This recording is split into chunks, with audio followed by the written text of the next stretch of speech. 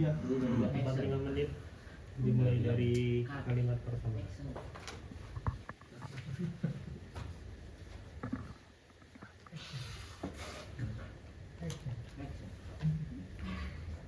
Bismillahirrahmanirrahim. Assalamualaikum warahmatullahi wabarakatuh. Waalaikumsalam warahmatullahi wabarakatuh. Alhamdulillahilladzi hadana li hadza wa ma kunna linahtadiya laula an hadanallah. Baiklah teman-teman, hari ini kita akan membahas dua pembahasan penting di dalam ilmu tafsir itu sendiri. Yang pertama akan dibawakan oleh saya sendiri, yaitu materi yang berkaitan dengan Israiliyat, dan nanti akan dilanjutkan materi kedua oleh Sarah, yaitu tentang tafsir tahlili. Dan dua hal ini merupakan hal yang sangat penting untuk diketahui oleh seorang yang bergelut di dalam ilmu tafsir. Nah, dan pada saat ini saya akan membahas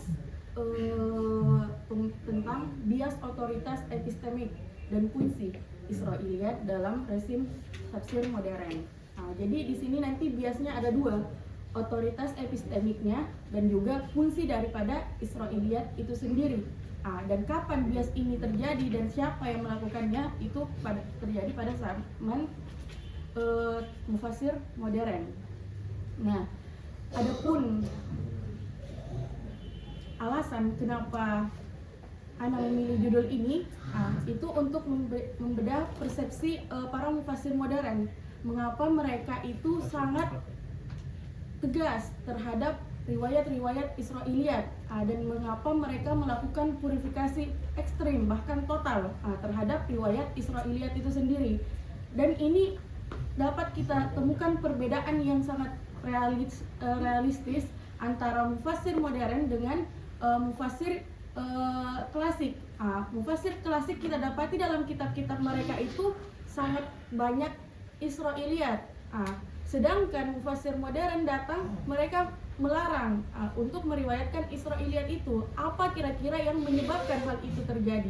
Nah, setelah ditelisik, salah satu penyebabnya adalah adanya pergeseran atau adanya bias otoritas epistemik dan fungsi daripada Israiliyat itu sendiri dalam pandangan mufasir modern.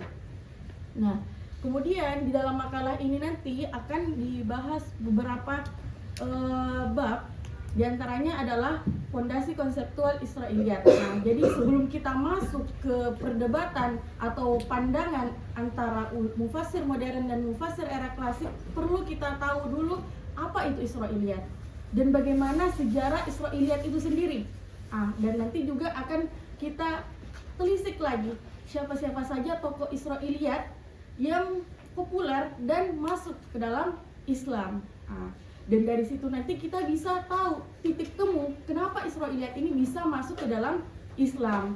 Tapi tidak cukup sampai di situ. Dari sejarah nanti kita akan mendapati syubhat dari salah seorang orientalis, yaitu Ignaz Goldziher, yang gak asing di telinga kita semua. Kemudian masuk ke pembahasan selanjutnya, nanti juga akan kita jelaskan, yaitu berbagai ragam sikap mufasir terhadap Israiliyat. Bagaimana sikap mufasir era klasik memandang Israiliyat dan bagaimana mufasir era modern memandang Israiliyat itu sendiri. Apakah sama atau tidak? Dan apa jika ada perbedaan, apa yang membuat mereka berbeda dalam hal pandangan itu. Nah, kemudian nanti pembagian ragam sikap mufasir ini dikelompokkan atau diklasifikasikan oleh Syekh Mustafa Abdul Hamid di dalam kitab beliau. Dan nanti akan disebutkan secara detail apa saja pandangan mufasir dan contoh-contoh kitab yang dalam setiap kategori. Nah, kemudian di pembahasan selanjutnya nanti kita juga akan membahas pembahasan inti dari judul ini, yaitu bias makna dan fungsi Israiliyat dalam rezim tafsir mufasir modern. Dan di akhir pembahasan kita akan membuka benang kusut yang menjadi perbedaan antara mufasir era modern dan era klasik. Kenapa mereka berbeda dan bagaimana cara agar kita agar pandangan kita itu proporsional dalam memandang Israiliyat itu, tidak menolak secara utuh dan juga tidak menerima secara mentah-mentah tanpa ada filter. Nah, nanti akan dibahas di bab selanjutnya. Oke, untuk mengefisienkan waktu, mari kita kaji mengenai fondasi konseptual daripada Israiliyat itu sendiri. Nah, bisa dilihat di halaman 2 atau di layar. Apa itu Israiliyat? Nah, teman-teman, kata Israiliyat ini, kata Israiliyat ini dia adalah bentuk jamak daripada kata Israiliyah. Di mana kata Israiliyah ini dinisbatkan kepada Bani Israel. Lanjut biar ya. Dinisbatkan kepada Bani Israel. Dan penisbahan kata idofa seperti ini itu dinisbahkan kepada kata keduanya, Bani Israel. Jadi penisbahannya kepada kata Israel itu sendiri. Nah, dan kata Israel atau nama Israel ini menjadi lakab atau gelar kepada Nabi Yakub alaihissalam. Lalu siapa yang dimaksud Bani Israel? Di sini kita bisa tangkap bahwa Bani Israel ini adalah anak-anak daripada Nabi Yakub alaihissalam dan juga keturunan mereka. Begitupun hingga zaman Nabi Musa alaihissalam. Begitupun juga nabi-nabi yang datang setelah Nabi Musa hingga Nabi Isa alaihissalam sampai kepada Rasulullah Shallallahu alaihi wasallam. Dan Bani Israel ini biasa kita sebut dengan istilah Yahudi. Tapi yang beriman kepada Nabi Isa alaihissalam disebutnya dengan istilah Nasrani. Dan ahlu kitab atau Israel, Bani Israel yang masuk ke dalam Islam dan mengimani Rasulullah, mereka disebut dengan Muslim ahlu kitab. Makanya penting untuk membedakan tiga istilah tersebut. Tapi di sini kita akan muncul pertanyaan, kenapa disebut Israiliyat? Apa sih pengertian dari istilah Israiliyat itu sendiri? Kita sudah paham dari segi bahasa.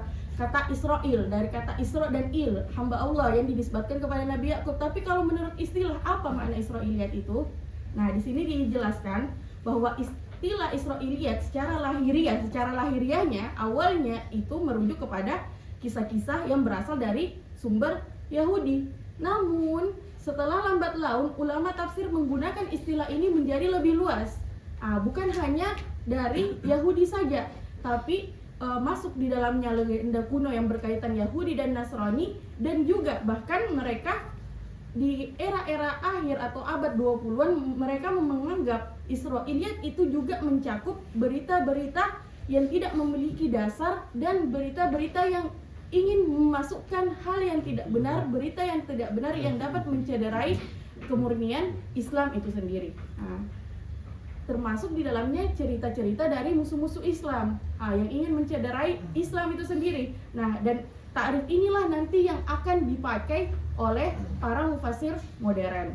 Tapi secara lahiriah kata Israiliyat ini hanya awalnya mencakup kisah-kisah dari Israiliyat bangsa Yahudi ataupun Nasrani. Terus kenapa penisbahannya hanya kepada Bani Israel, bukan kepada Yahudi atau Bani Israel saja, Nasrani tidak dimasukkan? Karena ini dia itu memakai pendekatan taglib, yaitu berdasarkan mayoritas, karena kebanyakan sumbernya itu dari Yahudi itu sendiri atau Bani Israel. Nah, kemudian kita akan masuk ke kenapa ada keraguan terhadap riwayat-riwayat Yahudi itu sendiri? Karena jika melihat sejarah ke belakang, kita akan mengingat cerita-cerita bahwa orang Yahudi itu memiliki hubungan yang kompleks terhadap umat Islam. Mereka banyak yang memusuhi Islam, bahkan hal tersebut juga disebutkan dalam Al-Quran. Bisa dilihat dalam Quran surah Al-Ma'idah ayat 82. Latajidanna asyaddan nasi adawatan lil ladzina amanu, siapa? Al-Yahuda wal ladzina asyraku. kemudian masuk ke dalam sejarah masuknya riwayat Israiliyat dalam tafsir Al-Quran. Islam datang setelah dua agama samawi, yaitu Yahudi dan Nasrani. Maka tidak heran ketika ada kisah-kisah atau cerita yang berasal dari dua agama tersebut, karena Islam datang setelahnya. Dan juga banyak aspek yang bisa membuat dua agama ini bertemu dengan agama Islam itu sendiri. Di antaranya apa? Yaitu masuknya Bani Israel atau orang-orang Yahudi ini melakukan migrasi ke beberapa negara terdekat dengan Syam. Itu terjadi pada tahun 70 Masehi. Nah, kemudian sebagaimana kita ketahui, orang Arab mereka itu sangat suka berniaga. Dan mereka sering melakukan, bahkan setiap tahunnya itu mereka melakukan perniagaan ke kota Syam dan Yaman. Dari sinilah mereka ada pertemuan antara bangsa Yahudi dengan Arab itu sendiri. Di sini mulailah muncul benih-benih daripada Israiliyat itu sendiri, meskipun belum secara sharih, masih sekedar cerita-cerita dari telinga ke telinga. Karena ada pertemuan antara bangsa Arab dengan Yahudi. Dan hal itu berlanjut ketika orang Yahudi sudah mulai memasuki kota Madinah. Dan pada saat masa Rasulullah SAW, Israiliyat belum berkembang seperti saat ini. Karena apa? Otoritas penafsiran ayat Al-Quran masih dipegang penuh oleh Rasulullah SAW. Jadi bebas, Rasulullah menjadi punya hak penuh dalam menafsirkan Al-Quran itu sendiri dan tidak butuh terhadap Israiliyat. Sedangkan setelah Rasulullah, yaitu pada saat masa sahabat, di sini tidak ada lagi yang memiliki otoritas penuh sebagaimana Rasulullah, dan mereka akan mendapati beberapa permasalahan yang tidak mereka dengarkan tafsirannya oleh Rasulullah, atau beberapa kisah yang terkesan mujmal di dalam Al-Quran. Akhirnya mereka muncul ketidaktahuan daripada sahabat untuk ingin mengetahui detail daripada kisah tersebut. Akhirnya para sahabat akan mencarinya kemana? Yaitu di hadis atau penjelasan. Ketika tidak ditemui dalam hadis, barulah mereka berijtihad. Dan salah satu sumber juga disebutkan oleh Imam Syekh Muhammad Az-Zahabi, Husain Az-Zahabi, di dalam kitabnya Tafsir Al-Mufassirun. Salah satu sumber pada penafsiran atau referensi sahabat dalam menafsirkan ayat Al-Quran itu, yaitu dari Ahlul Kitab. Tapi hal ini sangatlah nadir, sangat sedikit sekali. Itu pun tidak berkaitan dengan akidah ataupun syariat. Kemudian perlu kita ketahui bahwa para sahabat itu, meskipun mereka menjadikan Ahlul Kitab menjadi salah satu sumber atau referensi mereka dalam menafsirkan ayat Al-Quran atau kisah-kisah yang ada di dalam Al-Quran, tapi mereka tidak mengambil segala hal, tidak mempertanyakan segala hal, dan tidak menerima begitu saja. Mereka mempunyai filter yang sangat jelas dalam penentuan benar atau tidaknya kisah yang disampaikan daripada Ahlul Kitab itu sendiri. Dan itu juga sejalan dengan apa yang disampaikan atau diperingatkan oleh Rasulullah. La tusaddiqu ahlal kitab wa la tukadzibuhum. Janganlah kalian membenarkan begitu saja apa yang dikatakan daripada Ahlul Kitab itu, dan jangan juga mendustakan segala yang mereka katakan. Tapi apa? Qulu amanna billah wa ma unzila ilaina. Nah, menilik pada hadis ini teman-teman, muncullah syubhat yang dikemukakan oleh orientalis tadi, yaitu Goldziher terhadap sahabat, yaitu Ibnu Abbas radhiyallahu anhu. Di sini Goldziher menyatakan bahwa Ibnu Abbas ini tidak sejalan dengan apa yang dia yakini dan apa yang Rasulullah sampaikan dan dia riwayatkan. Goldziher meragukan Ibnu Abbas ini karena beliau mengatakan la tusaddiquhum wa la tukadzibuhum, tapi pada realitanya menurut Goldziher ini malah Ibnu Abbas ini radhiyallahu anhuma dia malah menukil daripada Israiliyat itu, dan banyak bertanya dari orang-orang Bani Israel, misalnya Ka'ab bin Ahbar atau Sya'ab bin Ahbar sama Abdullah bin Salam. Dengan apa yang dilakukan Ibnu Abbas ini dengan menukil riwayat-riwayat Israiliyat, bahkan mempertanyakan tafsir Al-Quran kepada orang-orang Bani Israel ini memunculkan spekulasi yang mencederai kemurnian daripada Islam itu sendiri, sehingga orang akan meragukan penafsiran daripada Al-Quran. Inilah tuduhan daripada Goldziher, dan hal ini juga diaminkan oleh salah seorang sastrawan Mesir yang bernama Ahmad Amin. Dia juga mengatakan, Ibnu Abbas ini mengatakan jangan mempercayai ahli kitab, mempercayai ahli kitab, tapi ujung-ujungnya dia malah menukil daripada ahli kitab itu sendiri. Nah, tentunya ketika ada syubhat seperti ini, ulama-ulama kita tidak akan tenang begitu saja sebelum merot hal-hal seperti ini. Tentunya ini untuk menjaga otoritas daripada Islam dan menjaga kemurnian Islam itu sendiri di mata umat Islam dan umat lainnya. Akhirnya pernyataan atau syubhat dari Ignaz Goldziher ini mendapat kritik balik dari beberapa sarjana.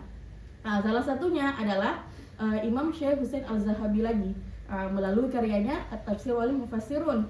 Ia menegaskan bahwa analisis daripada Ignaz Goldziher ini adalah analisis yang keliru, teman-teman, dan sangat jauh dari kebenaran, karena menurut fakta sejarah, Ibnu Abbas dan banyak sahabat lain memang bertanya kepada ahli kitab atau Bani Israel, tapi yang ditanyakan itu hanyalah kisah-kisah saja, bukan sesuatu yang berkaitan daripada akidah ataupun tafsir daripada Al-Quran itu sendiri.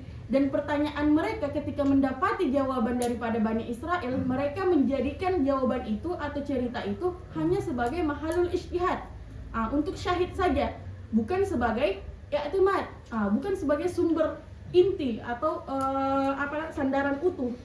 Itu yang perlu menjadi catatan. Dari sini kita tangkap bahwa Goldziher di sini penyebab pandangan atau syubhatnya dia adalah berakar dari kegagalannya dalam membedakan antara informasi sebagai wawasan sejarah dan informasi sebagai pondasi teologis atau agama. Dan dirot lagi dan dikuatkan juga dengan pendapat Ramzi Na'na'ah dalam kitab beliau Israiliyat wa Atharuha fi Kutub Al-Tafsir. Beliau mengatakan bahwa riwayat Sahih Ibnu Abbas yang bertanya kepada ahli kitab itu sangatlah sedikit sekali, sangat sedikit sekali. Dan tidak ada sama sekali yang membahas tentang akidah.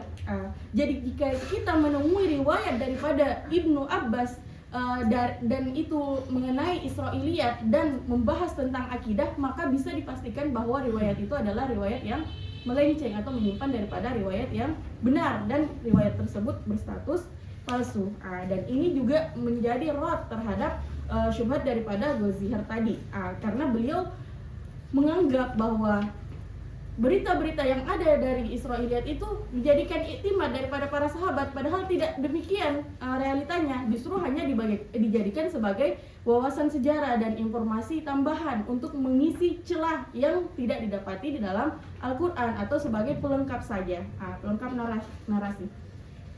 Nah, lanjut ke masa tabi'in.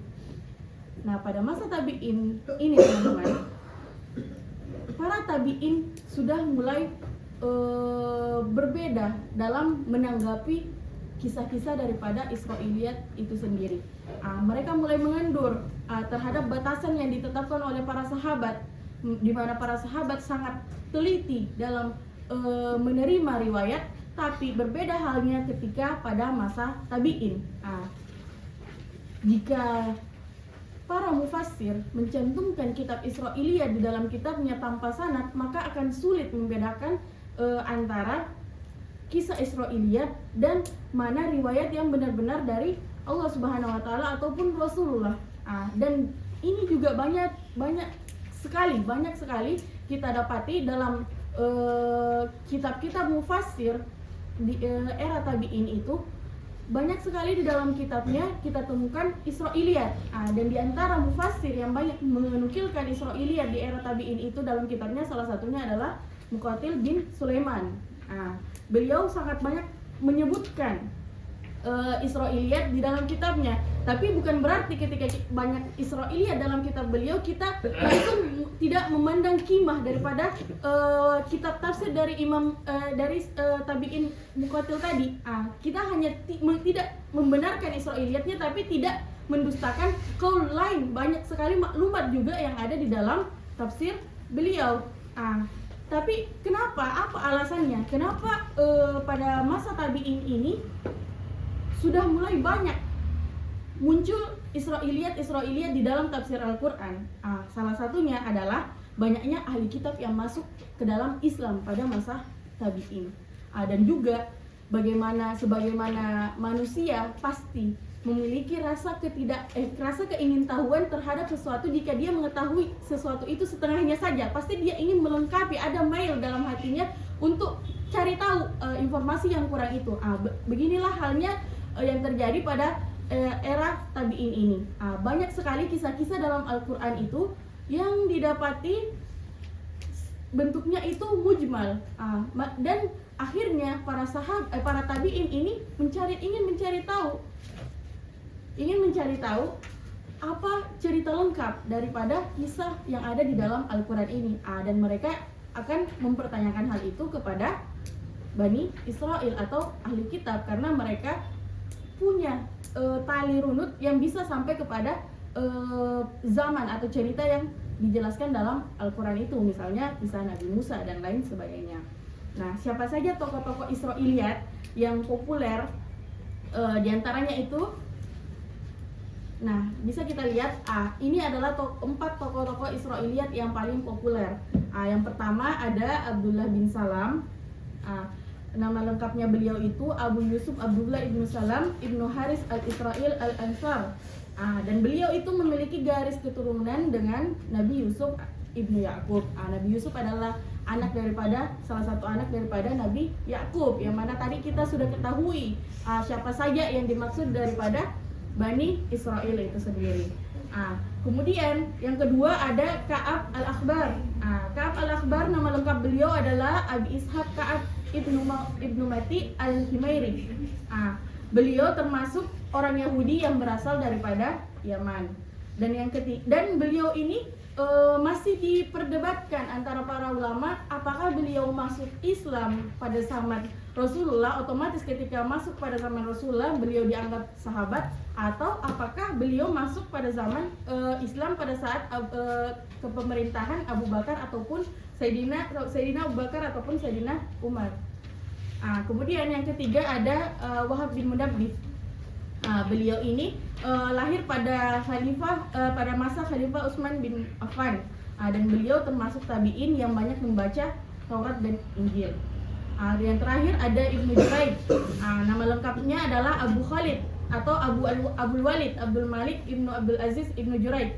Beliau ini hamba sahaya yang lahir tahun 80-an, berasal dari bangsa Romawi dan juga menjadi ulama besar di Mekah. Tapi beliau termasuk tokoh Israiliyat pada masa tabi'in. Nah, inilah 4 tokoh yang masyhur di kalangan para penggelut tafsir, yaitu tokoh-tokoh Israiliyat.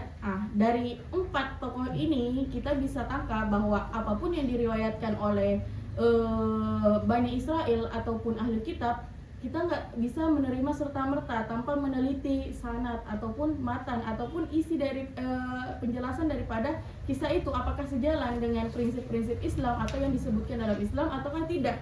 Maka penting untuk mengetahui klasifikasi dan kedudukan hukum Israiliyat.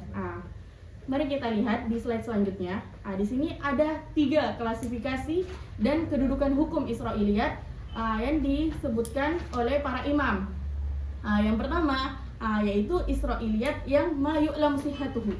Israiliyat yang telah diketahui kebenarannya, di mana hal tersebut ditegaskan di dalam Al-Quran ataupun hadis, atau Rasulullah yang menjelaskan hal tersebut, sama halnya dengan cerita Nabi Musa bersama dengan Nabi Khidir alaihissalam.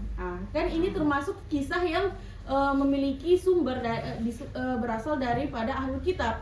Tapi hal ini sejalan dengan apa yang disampaikan Rasulullah. Rasulullah sendiri menyampaikan bahwa shahib Nabi Musa yang dimaksud di situ adalah Nabi Khidir alaihi salam. Dan bisa dilihat di riwayat dari yang Anda cantumin dalam makalah yang merupakan hadis riwayat Imam Al-Bukhari nomor 74.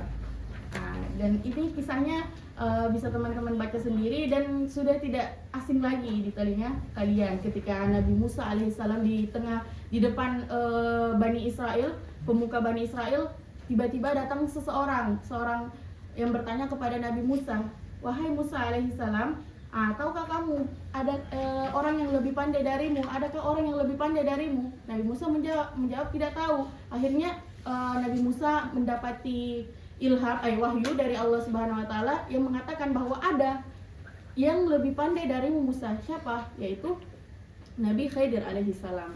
Dan begitu seterusnya. Kemudian hal ini juga selaras dengan sabda Nabi Muhammad SAW yang tadi klasifikasi yang pertama yang Israiliyat yang ma yu'lamu sihhatuhu. Apa? Jadi balighu anni walau ayah wa hadithu an bani Israil wala haraj wa man kadzdzaba alayya muta'ammidan falyatabawwa maq'adahu minan nar. Kemudian di sini dijelaskan oleh Al-Hafiz Ibnu Hajar dalam kitabnya Fathul Bari bahwa tidak ada pelarangan untuk membicarakan tentang Bani Israel. Kenapa tidak ada pelarangan? Karena sebelumnya sebenarnya pernah dilarang, tapi dicabut larangan itu daripada Rasulullah SAW. Larangan itu berlaku ketika hukum-hukum Islam belum ditentukan. Tapi ketika jadi ada larangan untuk umat Islam untuk tidak mempelajari kitab-kitab daripada umat terdahulu, karena pada saat itu hukum-hukum Islam belum ditentukan. Tapi setelah hukum-hukum Islam telah ditentukan oleh Rasulullah, maka larangan tersebut sudah dicabut dan diperbolehkan. Dari sini Imam Ibnu Hajar mengambil kesimpulan bahwa tidak ada pelarangan untuk membicarakan tentang Bani Israel itu sendiri. Kemudian masuk ke klasifikasi yang kedua, yaitu Israiliyat yang ma yu'lamu kadbuhu. Riwayat ini mencakup riwayat yang menyalahi akidah Islam dan juga misalnya menghina martabat Nabi. Sebagaimana yang kita tahu, para Nabi itu terkenal dan mereka memang semuanya itu adalah maksum. Tapi dalam kisah Israiliyat pernah kita dengar bahwa Nabi Daud alaihi salam itu pernah membunuh dan pernah berzina. Ini tentu Israiliyat yang sudah kita ketahui kebohongannya atau ketidakbenarannya. Karena para nabi itu maksum dan mustahil seorang nabi melakukan perzinahan ataupun pembunuhan. Maka Israiliyat yang seperti ini harus kita jauhkan daripada penafsiran-penafsiran terhadap ayat Al-Quran. Kemudian klasifikasi yang ketiga yaitu Israiliyat yang ma'akana maskutanhu, yang masih dipertanyakan apakah benar atau tidak. Dan mauqif ulama terhadap Israiliyat yang seperti ini, beliau tawakuf, tidak membenarkan ataupun tidak mendustakan. Contohnya klasifikasi yang ketiga misalnya cerita tentang Ashabul Kahfi, detail-detail seperti nama anjing Ashabul Kahfi, dan ini juga bukan sesuatu yang urgent untuk diketahui teman-teman semua. Akhirnya ulama bersikap maskut terhadap hal tersebut. Nah, di sini juga disebutkan, saya nukil dalam salah satu jurnal, bahwa Israiliyat jika dilihat dari segi isinya itu terbagi menjadi 3. Ada riwayat Israiliyat yang terkait dengan akidah, dan ini tidak kita ambil. Contohnya apa? Israiliyat yang mengatakan bahwa keadaan langit dan bumi ketika hari kiamat itu berada di jari-jari Allah, asabiullah. Mereka mengartikan kata asabi ini dengan jari-jari.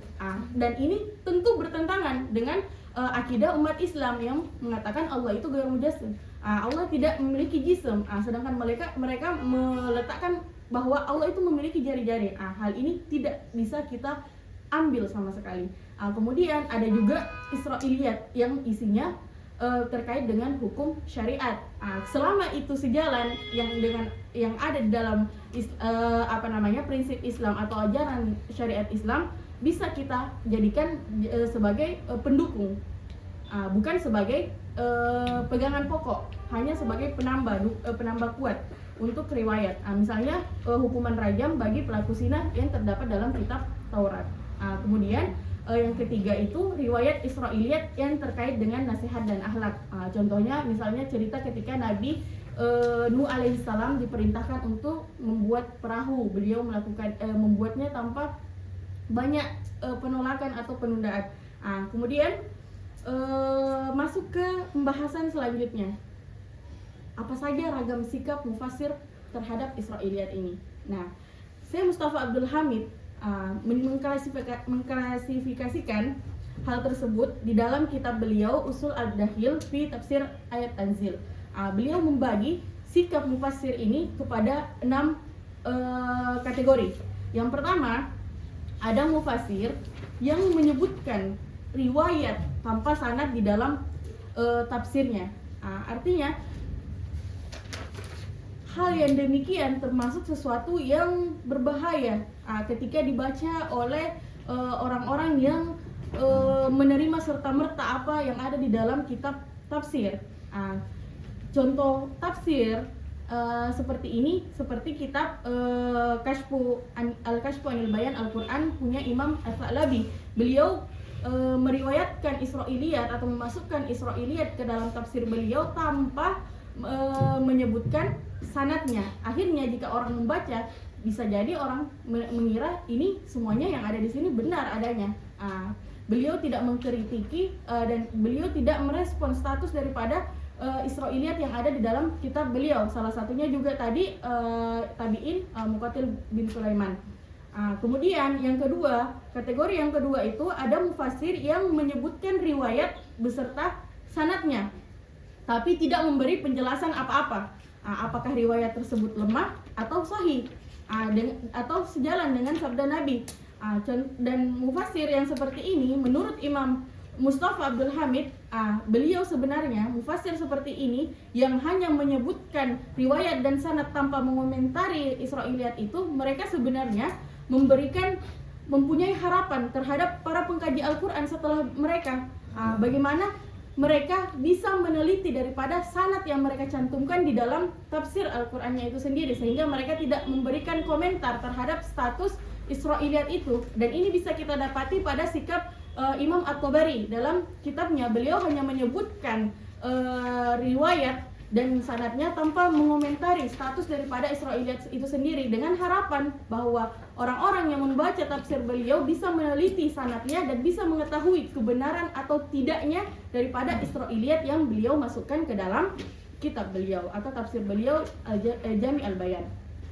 Kemudian kategori yang ketiga yaitu adalah mufassir yang menyebutkan riwayat beserta sanadnya dengan sedikit tanggapan, tapi tanggapannya lemah. Contohnya itu Imam Al-Khazin dalam Lubab At-Ta'wil fi Ma'ani Tanzil. Beliau menyebutkan, beliau memberikan tanggapan terhadap Israiliyat yang beliau sebutkan dalam kitabnya, tapi tanggapannya itu tanggapan yang lemah, memakai siga tamrid, yuqal atau yurwa.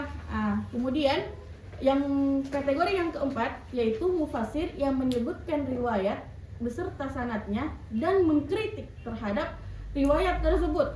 Ini siapa contohnya? Yaitu Imam Ibnu Katsir. Dan ini bisa teman-teman baca dalam makalah Kak Rezi, makalah Kak Rezi tentang Ibnu Katsir, atau bisa langsung di buku Peta Intelektual Mufassir. Nah, di endorse ya. Oke, nah lanjut. Jadi Imam Ibnu Katsir itu menyebutkan riwayat Israiliyat beserta sanad-sanadnya, dan beliau mengiringi riwayat itu dengan kritik yang lugas. Mana riwayat yang sesuai atau yang sahih sanadnya atau yang tidak. Tapi itu pun tidak semuanya. Tidak semua riwayat Israiliyat Imam Ibnu Katsir berikan kritik yang lugas terhadap Israiliyat yang ada dalam kitab beliau. Kemudian kategori yang kelima adalah mufassir yang menyebutkan riwayat tanpa sanad, tapi tujuan mufassir ini memasukkan Israiliyat tanpa sanad di dalam tafsirnya untuk mengomentari riwayat itu saja. Contohnya siapa? Imam Al-Alusi dalam kitab beliau Ruhul Ma'ani. Hampir sebagian besar Israiliyat yang beliau cantumkan dalam tafsirnya itu beliau komentari semua. dan beliau kritik. Tapi beliau tidak mencantumkan sanad karena beliau memang gunanya memasukkan Israiliyat untuk mengomentari bahwa hal ini demikian halnya. Kemudian yang keenam, inilah yang akan menjadi pembahasan inti kita, yaitu mufassir yang melakukan purifikasi ekstrim, artinya menolak total Israiliyat itu. Siapa? Yaitu mufassir di era modern, seperti Muhammad Abduh, Syekh Muhammad Abduh, Syekh Rasid Ridha, dan Imam Al-Maraghi dan yang lainnya. Keenam tipologi ini, teman-teman, memperlihatkan bahwa literatur tafsir sebelumnya adalah sebuah ruang dialektika. Ada dialek di situ, tidak serta-merta menampung segala masukan atau segala pendapat. Tafsir tidak hanya ruang hampa yang benar-benar pasif menerima segala masukan atau maklumat yang ada, tapi ada dialek. Kadang mufassir menerima, kadang mufassir menolak, ataupun kadang para sahabat mendengarkan kisah Israiliyat tapi tidak diterima begitu saja. Jadi di sini kita bisa tahu bahwa tafsir juga bukan hal yang steril dari pengaruh luar. Ada pengaruh dari luar, contohnya dari Israiliyat itu sendiri. Tapi persoalan sebenarnya seringkali bukan terletak pada benar atau tidaknya riwayat Israiliyat, tapi bagaimana kita memaknai kredibilitas para pembawanya, yaitu mufassir itu sendiri. Ketika seorang mufassir meletakkan Israiliyat dalam tafsirnya, yang perlu kita pertanyakan bagaimana kredibilitas mufassir tersebut. Kemudian sebelum kita melangkah lebih jauh, penting bagi kita untuk membedah fenomena yang sering terabaikan. Bagaimana sebuah bias otoritas seringkali mengaburkan cara kita menilai fungsi Israiliyat antara sebagai wawasan sejarah dan sebagai landasan teologis. Di sini ada anatomi krisis otoritas, rekonstruksi makna dan fungsi Israiliyat. Lihat, ada mufassir era klasik, ada mufassir era modern. Seiring berkembangnya zaman, pengertian Israiliyat tadi yang secara lahiriah adalah kisah-kisah yang diceritakan oleh bangsa Yahudi ataupun Nasrani, kemudian nanti pada zaman era modern dia meluas. Israiliyat bukan hanya sampai di situ, tapi Israiliyat juga mencakup kisah-kisah yang diceritakan atau diungkapkan, disebarkan oleh para musuh-musuh Islam untuk mencederai kemurnian Islam itu sendiri. Akhirnya makna atau epistemik daripada Israiliyat ini bergeser dari yang awalnya hanya kisah-kisah dari orang Yahudi, bergeser menjadi semua kisah-kisah daripada musuh Islam yang ingin membuat umat muslim ragu akan Islam itu sendiri. Semuanya dianggap termasuk dalam Israiliyat itu sendiri. Dan juga ditambah lagi di tengah pergeseran paradigma tadi muncul syubhat daripada Goldziher yang mengatakan cerita Ibnu Abbas tadi bahwa bagaimana Sayyidina Ibnu Abbas ini bagaimana sahabat Ibnu Abbas banyak meriwayatkan daripada ahli kitab, dan ini memperkeruh suasana yang jadi secara tidak langsung membuat panik para mufassir modern. Dan inilah yang menjadi hal yang menyebabkan para mufassir era modern ini sangat ekstrim terhadap Israiliyat. Tujuan mereka yaitu apa? Karena mereka itu trauma, takut orang Islam menganggap bahwa Al-Quran itu ataupun tafsir Al-Quran sudah tidak murni lagi. Akhirnya mereka mengambil atau menganggap purifikasi terhadap Israiliyat ini menjadi problem solving terhadap masalah tersebut. Ternyata setelah kita teliti, hal tersebut tidak bisa dibenarkan secara mutlak, yaitu sikap para mufassir era modern. Bagaimana mereka menolak mentah-mentah Israiliyat itu, karena para sahabat ataupun setelah sahabat pasti memiliki alasan kenapa mereka tidak menolak secara penuh jika itu adalah pilihan terbaik. Tapi kita juga tidak bisa menyalahkan pendapat daripada mufassir era modern karena di zaman mereka memang banyak sekali syubhat-syubhat yang bisa mencederai Islam itu sendiri. Maka nanti kita akan mencari jalan tengah daripada permasalahan tersebut. Nah, syubhat daripada Goldziher tadi, ironisnya itu dijawab oleh para mufassir modern dengan sikap yang sangat keras dan cenderung sapu bersih. Fenomena ini memicu munculnya bias otoritas epistemik dan dalam rezim tafsir modern, yang Israiliyat tidak lagi hanya dilihat dari sumbernya, tetapi daripada dampaknya. Jadi dilihat apakah Israiliyat ini bisa memberikan keraguan terhadap Islam atau tidak. Akhirnya para mufassir modern memberikan sikap, yaitu purifikasi secara utuh terhadap Israiliyat. Bisa kita lihat dalam salah satu fatwa Syekh Muhammad Abduh yang dinukil dalam tafsir Al-Manar, beliau memberikan peringatan dini mengenai resiko daripada narasi eksternal dalam tanda kutip Israiliyat. Beliau menekankan bahwasanya kita harus berhati-hati terhadap riwayat dari Bani Israel dan sumber lainnya, agar tidak serta-merta mempercayai hal tersebut. Dan sisa 5 menit. Syekh Muhammad Abduh ini dikenal salah satu ulama yang paling keras menolak Israiliyat. Begitupun dengan murid beliau, yaitu Syekh Rashid Ridha. Beliau juga termasuk daripada mufassir modern yang menolak adanya Israiliyat itu sendiri. Tapi kita runut kembali bahwa para sahabat yang menukil atau mengambil Israiliyat itu, mereka tidak menjadikan Israiliyat itu diterima begitu saja. Mereka punya metodologi dalam memfilter Israiliyat. Jadi ketika mereka para mufassir modern ini mengambil sikap dengan tolak begitu saja Israiliyat ini, bisa kita katakan mereka itu sedang mengaminkan apa yang disampaikan daripada Goldziher, dan bisa menunjukkan mohon maaf, mereka merasa rendah diri terhadap Islam itu sendiri, karena mereka tidak mempercayai, mereka seakan-akan mengatakan bahwa Islam ini tidak mempunyai metodologi yang pas untuk memfilter Israiliyat itu sendiri, makanya mereka menolak secara utuh, dan ini sesuatu yang atau sikap yang tidak bisa kita benarkan. Maka penting untuk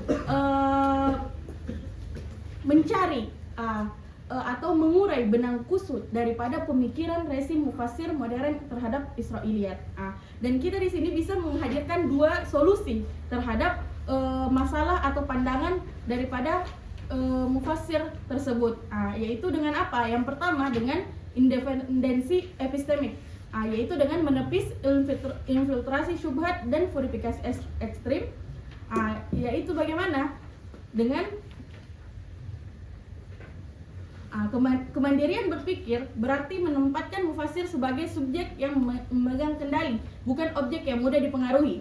Ini poin pentingnya. Sahabat Nabi seperti Ibnu Abbas menggunakan Israiliyat bukan karena berhutang informasi kepada ahli kitab, melainkan karena mereka memiliki otoritas untuk menyeleksi mana data sejarah yang bisa dijadikan ilustrasi pendukung, dan serangan orientalis hanya akan berhasil jika mufassir merasa inferior, dalam tanda kutip merasa rendah diri, dan mulai memandang setiap riwayat sejarah sebagai ancaman iman yang harus dimusnahkan. Jadi kita harus menepis syubhat-syubhat dan kepercayaan diri intelektual dulu. Bagi seorang mufassir harus mempunyai kepercayaan diri intelektual. Artinya apa? Ketika mendapati riwayat Israiliyat, mereka bisa memilih dan memilah mana Israiliyat yang bisa diterima atau yang sesuai sejalan dengan syariat Islam dan bisa dijadikan sebagai pendukung, dan mana Israiliyat yang benar-benar tidak bisa diterima daripada Islam itu sendiri. Kemudian yang selanjutnya, mereka harus mengubah sikap dari yang penolak, yang paranoid menjadi penyaring yang cerdas. Ini adalah kuncinya. Jadi tidak harus jawabannya untuk menjaga kemurnian Islam itu, jawabannya tidak harus purifikasi ekstrim atau purifikasi total, tapi apa? Menjadi penyaring yang cerdas. Dari sini kita dapat solusi yang kedua, yaitu apa? Restorasi metodologis dan fungsi proporsional Israiliyat melalui filter sanad dan matan. Artinya apa? Islam itu tidak kekurangan filter dalam menghadapi ini pengaruh luar seperti Israiliyat. Islam punya sanad dan matan.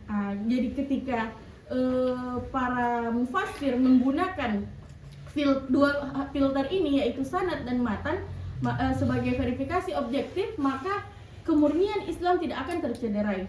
Dan Israiliyat bisa kita lihat ketika mendapati Israiliyat, kita gunakan dua hal ini yaitu filter sanad dan matan. Begitupun kritik matan, ketika matannya atau isi daripada kisah Israiliyat itu benar-benar menyelisih Islam, kita tolak. Tapi jika sejalan, kita ambil jadikan sebagai pendukung atau jadikan sebagai syahid. Itu yang menjadi dua solusi terhadap pemikiran daripada mufasir modern terhadap Israiliyat. Artinya kita bisa mengatakan bahwa sikap yang diambil daripada mufasir modern terhadap Israiliyat ini kurang tepat. Artinya para sahabat sudah memberikan contoh terhadap mereka, tapi mereka tidak mengikuti langkah tersebut karena kepercayaan diri terhadap intelektualnya yang kurang daripada para sahabat. Akhirnya jika kita ingin mengurai benang kusut ini, kita bisa menghadirkan dua saran tadi, yaitu dengan independensi epistemik dan restorasi metodologis melalui filter sanad dan matan. Mungkin itu saja yang sempat saya sampaikan pada hari ini. Terima kasih atas kesempatannya. Sekian, wassalamualaikum warahmatullahi wabarakatuh.